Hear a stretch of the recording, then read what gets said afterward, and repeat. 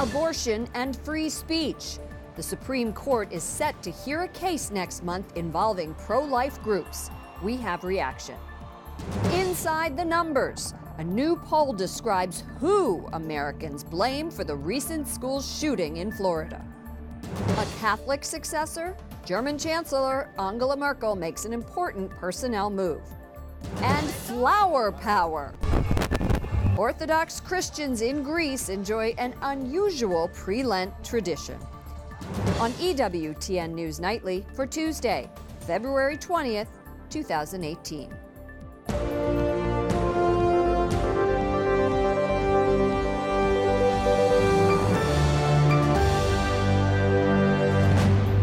Good evening from Washington, D.C., and thank you to those of you joining us from around the world for news from a Catholic perspective. I'm Lauren Ashburn. President Trump is taking action after the shooting in Florida. We'll have more on that in just a minute. But first, another indictment in the Russia probe. The special counsel investigating Russian interference in the 2016 presidential election charges an attorney. He's accused of lying to the FBI about interactions with a former Trump campaign official. White House correspondent Mark Irons reports. Good evening, Mark. Good evening, Lauren. This indictment does not have a direct relation to election meddling or President Trump's campaign operations. It is the latest development in a far-reaching investigation that President Trump has called a witch hunt. He now blames President Obama for not doing more to stop Russian interference. He has been tougher on Russia in the first year than Obama was in 8 years combined. He's imposed sanctions. He's taken away properties. He's rebuilt our military. He has done a number of things to put pressure on Russia and to be tough on Russia. The press secretary defending President Trump, who said earlier in a tweet that he has been, quote, much tougher on Russia than Obama. The latest indictment from special counsel Robert Mueller's probe involves attorney Alex van der Zwaan. He's pleading guilty to lying to authorities about his connection to Rick Gates, who worked alongside Paul Manafort, the president's former campaign manager. Both Gates and Manafort were charged with conspiring to launder millions of dollars for political consulting work in Ukraine. Like van der Zwaan, their indictments were not connected to Russian meddling in the election. This all comes after the big news Friday when special counsel Robert Mueller's probe charged 13 Russians and 3 Russian companies. Mueller accused the foreigners of operating a secret social media campaign that included attempts to sway Americans to vote for President Trump. Lauren? Mark, let's switch gears to gun violence. Today, the press secretary, Sarah Sanders, said there is no quick or simple solution to the problem, and the president had some new information. What is that? That's right. Late this afternoon, the president ordered his attorney general to ban the use of bump stocks. That's a device that the shooter in the Las Vegas concert shooting used last year. And tomorrow, the president will have a listening session with those affected not only by the Parkland shooting, but also Sandy Hook and the Columbine shooting. That's just a few actions that he's taking right now. Lauren? White House correspondent Mark Irons, thank you. A new study finds a majority of Americans say lawmakers are not doing enough to prevent mass shootings. According to a Washington Post ABC News poll, 62% say President Trump isn't doing enough, 77% blame Congress. 3 buses of students from Marjorie Stoneman Douglas High School head to the state capitol to pressure lawmakers to act on gun control laws. Our message is at this point for the politicians, if you aren't with us, you're against us. We're trying to save the lives of innocent children. So, and if you're not for that, then we're going to vote you out. The students plan to hold a rally tomorrow in Tallahassee. The Supreme Court prepares to hear the case of pro-life pregnancy centers in California that claim the state is trampling on their right to free speech. Correspondent Jason Calvi breaks down the case. Good evening, Jason. Good evening, Lauren. The justices will hear oral arguments in this case in exactly 1 month. The issue at stake is a California law forcing crisis pregnancy centers to share this message with clients. It contains information about state-funded contraception and abortion. Now, the lawyer for the pro-life centers tells me that violates their constitutional rights as well as their mission. They're there to help. They're help to encourage women to bring their children to term, etc. So they're not tricking them or forcing them to do anything wrong. It's the state of California that's doing that by forcing the pro-lifers to announce their pro-abortion message. Jordan Lawrence is an attorney with Alliance Defending Freedom, a Christian law firm. They represent the group of 135 pro-life centers in this case. Now, California's Attorney General Javier Becerra argues the disputed law is an important protection for pregnant women and lets them know they can get free or low-cost abortions. More than 140 members of Congress filed a brief in support of the pro-life centers. The list includes House Majority Leader Kevin McCarthy of California and one Democrat, Congressman Dan Lipinski of Illinois. A decision is expected right here by June. Lauren? Jason, what are the chances that the crisis pregnancy centers will win? I know it's hard to predict. Exactly. Attorney Jordan Lawrence, who we just heard from, tells me he hopes every single justice will actually side with them. He points out that the Supreme Court has again and again rejected government attempts to force people to speak the government's message against their conscience. Capitol Hill correspondent Jason Calvi at the Supreme Court. Thank you, Jason. The Supreme Court declines to hear two Second Amendment cases. Both have to do with California gun laws. One of them centered on a 10-day waiting period. The other concerned fees imposed on firearm transactions. Justice Clarence Thomas issued a 14-page dissent. The U.S. Conference of Catholic Bishops is asking the faithful to urge lawmakers to give protection to dreamers. The USCCB says, in part, our faith compels us to stand with the vulnerable, including our immigrant brothers and sisters. The National Call-In Day is next Monday, February 26th. Dreamers are young immigrants brought to the U.S. illegally as children. Nearly 130 people are dead after 2 days of airstrikes in Syria. The Syrian government launched the assault in an area held by opposition forces, and the United States backs those forces. This comes as Russia, which supports the government, makes a rare admission. Correspondent Wyatt Goolsbee has the latest from the Pentagon. Good evening, Wyatt. Good evening, Lauren. Human rights advocates are denouncing the violence, calling this a humanitarian catastrophe. Many are worried the bombing in the Ghouta region will lead to even more bloodshed. It's not a war, it's a massacre. That's how some are describing the last 48 hours in the Damascus suburbs, an area hostile to President Bashar Assad. The ongoing bombardment of the rebellious region has marked some of the deadliest shelling in 3 years. The UN envoy for Syria describes the recent upsurge in violence. In an increasing incremental militarization of the conflict in East Ghouta, where civilians are suffering, and in Damascus. Don't forget there's been a lot of shelling on Damascus as well. The only difference is that one group has got better weapons. The Syrian Civil Defense, a group of first responders also known as the White Helmets, say they are still working to free people trapped under rubble. The Britain-based Syrian Observatory for Human Rights notes dozens of the victims and those unable to get free include women and children. Activists opposed to Assad say government forces have brought in more reinforcements in recent days, suggesting a major assault is imminent to recapture the area that is the last main rebel stronghold near Damascus. The area is believed to have a small presence of al-Qaeda-linked fighters. The United Nations says since the onset of the Syrian conflict between Assad's government and rebels in 2011, about 400,000 Syrians have been killed. The violence in Syria comes amid a potential military conflict between Assad's government and Turkey. Turkish troops have crossed into Syria, and Turkey's goal there is to fight Kurdish groups who they view as terrorists. But that's causing conflict not only with Syria, but it's also causing concern here at the Pentagon. Lauren? Wyatt, almost 500,000 people dead. Unbelievable. We're also learning Russia has admitted for the first time that it suffered heavy casualties in recent fighting. That's right, Lauren. Russia's foreign ministry came out and conceded that several dozen Russians were injured and several others were killed 2 weeks ago. It happened when the U.S. carried out airstrikes against Syrian troops that were backed by Russia. You may remember that the U.S.-led coalition backs forces that oppose the Assad government, while Russia backs Assad's government directly. Lauren? Correspondent Wyatt Goolsbee reporting from the Pentagon. Thank you. U.S. Ambassador to the United Nations, Nikki Haley, calls out the president of the Palestinian National Authority, but says the U.S. wants to help forge peace in the region. I sit here today offering the outstretched hand of the United States to the Palestinian people in the cause of peace. We are fully prepared to look to a future of prosperity and coexistence.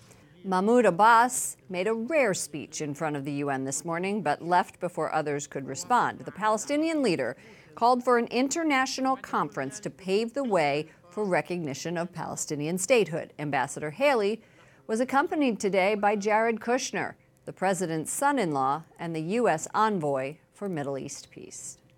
Germany Chancellor Angela Merkel picks a possible successor to run her party, who is Catholic. Annegret Kramp-Karrenbauer is the Secretary General of the ruling Christian Democratic Party. Merkel says the 55-year-old would bring a lot of experience and credibility to the role at a time when the Christian Democrats are under pressure. According to German media, she is pro-life and opposes the legalization of same-sex marriage. Great Britain weighs in on Bermuda's same-sex marriage law. Bermuda ruled last year that a marriage must be between a man and a woman, but domestic same-sex partnerships would be permitted. The British government today says it will not overrule this law, even though it has the right to do so. Bermudians voted against same-sex marriage, 69 to 31%. A town in South Sudan is in urgent need of health care after warring parties loot the area's only medical facility. The Tonga Primary Health Care Center was almost stripped bare. Warring factions stole hospital beds, equipment, medical supplies. One woman said she walked for 14 hours to get treatment for her baby daughter, only to find the center empty. UNICEF warns in a new report that global deaths of newborn babies remain alarmingly high, particularly among the world's poorest countries.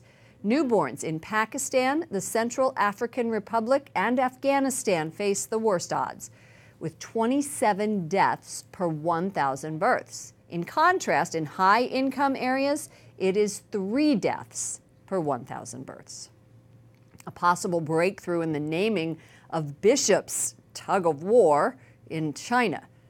An Italian newspaper reports the communist country would nominate bishops and the Holy See would pick one. It might be announced by the end of March. Coming up, ethics complaint. An Idaho pro-life state senator is under fire for his comments to Planned Parenthood supporters. And a major draw, why a change in Pennsylvania's congressional map might favor Democrats.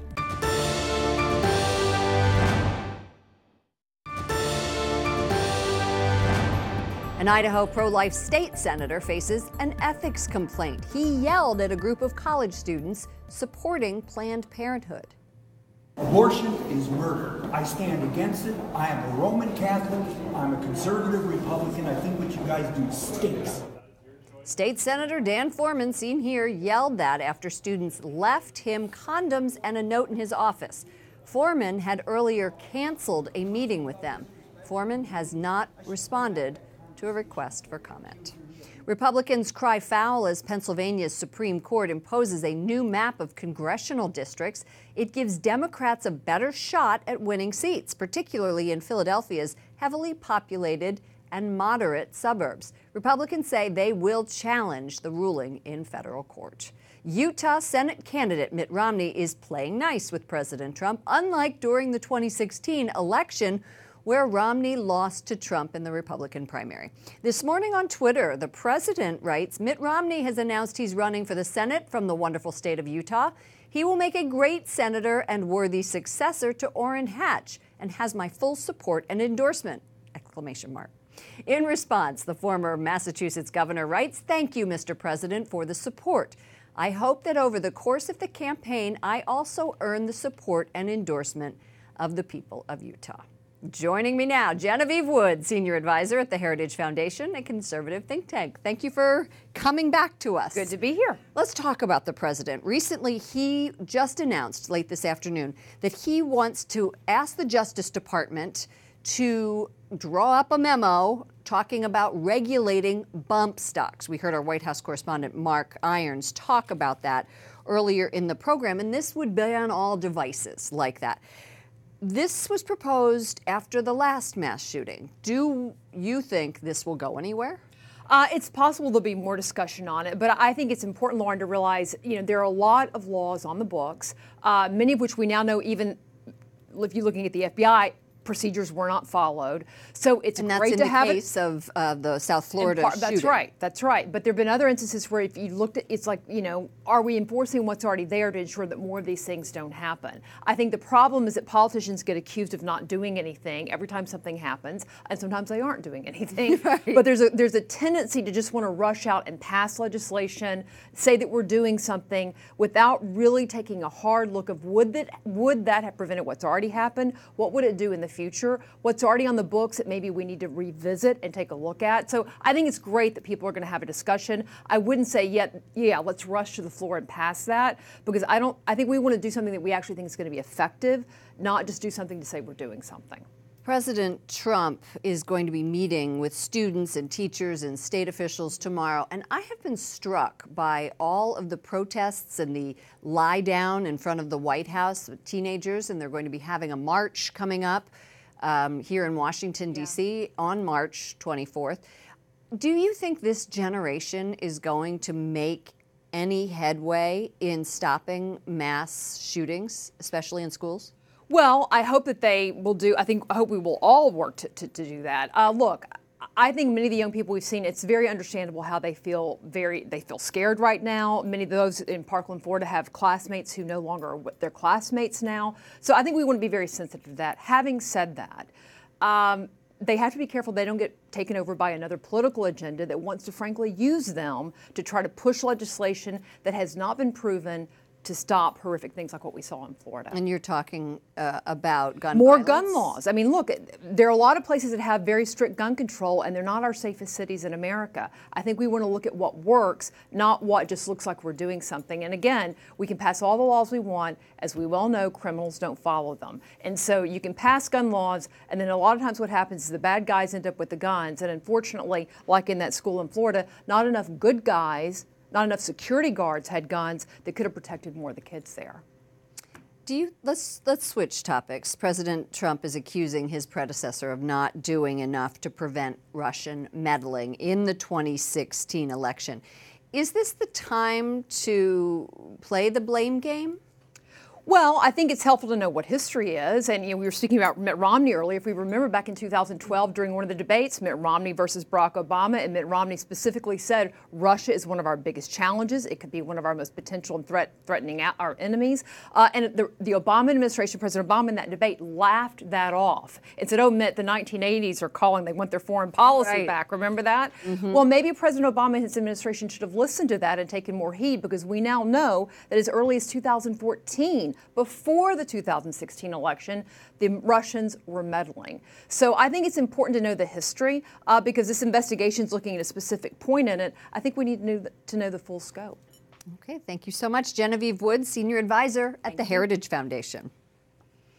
At the Winter Olympics, Norway continues to dominate. The country has 29 medals, including 11 gold. Germany, Canada, the Netherlands, and France round out the top 5 in the medal count. The U.S. comes in 6th so far with 12 medals. Up next, protecting minors. We talk with one of the new members of the Vatican's Commission on Preventing Clergy Sex Abuse. And throwing a good party.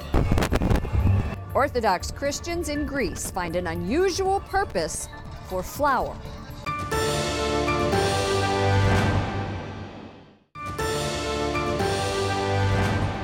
The only American layperson on the Vatican's Commission for the Prevention of Clergy Sex Abuse says she's ready to get to work. Teresa Kettlecamp of Springfield, Illinois, was a colonel in the state police and headed the U.S. Bishop's Child Protection Office for 6 years. Joining us now via Skype is Teresa Kettlecamp from Illinois. Welcome to the program. Thank you very much, and thank you for having me and your interest in this issue. Why now? Why are we establishing this new commission now? Is it because Pope Francis came under fire earlier when he dismissed accusations of a bishop who had witnessed and failed to report assaults by another priest? Not at all. Unrelated. He established the commission a number of years ago. It had a 3-year tenure. That third year ended at the end of 2017. So what he's doing, he's just renewing the commission, blending founding members with new members. It's a continuation of his effort ever since he began his papacy. He has said he has zero tolerance. The last panel included 2 victims of clergy abuse, and now we know that the new panel also includes victims, but they've chosen not to be identified, unlike the panel before. Why, first of all, is it important to have victims on the commission, and why don't they want to be identified? Well, I think you'd have to ask them that. I think they want to be able to contribute to the commission without having the tremendous burden of representing all victims outwardly and in public. But it's critical to have the victims' voices heard by the commission. I think we don't know, or we don't appreciate enough, the whole victimization trauma and how much effort it can take at times to participate in church activities, especially at this huge, high visible level. But equally important is for the commission to hear the voice of victims, hear what the church has done wrong, hear what the church needs to do, and then the commission's role is to make recommendations to the Holy Father, which it has done and will continue to do. You're the only lay American on the commission. What is the message that you want to send to victims? That the church is willing and wants to hear from you. If you've been victimized and have, it takes courage, and the church knows that. Reach out for healing and tell the church what we can do to help you heal. Victimization used to be an issue that people were ashamed of. They didn't get good responses when they brought forward their victimization. That has to stop. People need to feel comfortable in the church to come forward and say, this happened to me and I need help. And we should be willing to help. Well, you will have your work cut out for you. You said that you'll be working several hours a week on this and meeting twice a year. So best of luck to you in this commission. Teresa Kettlecamp, member of the Pontifical Commission for the Protection of Minors. Thank you so much. And thank you for what you're doing too. Let there be light. A new lighting system makes St. Peter's Dome 10 times brighter than before. This picture compares the old and the new lighting. 700 custom-made lamps will show the basilica as it's never been seen before. The German company in charge of the project also worked on the Sistine Chapel and Raphael rooms. Finally tonight, Clean Monday is anything but. Residents of a seaside town in Greece take part in a half-baked idea. They mark the beginning of Orthodox Lent by pelting each other with flour.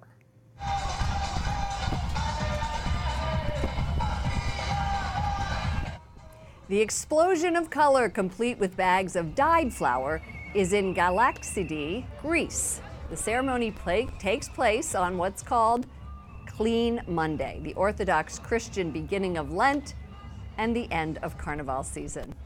And that looks just like my kitchen when my daughter Juliet, a whiz kid baker, is finished. Mom, can you please clean up? For all of us here at EWTN News Nightly, to all of you around the world, thank you for watching. I'm Lauren Ashburn. We'll be back tomorrow with more news from a Catholic perspective. Good night, and God bless you.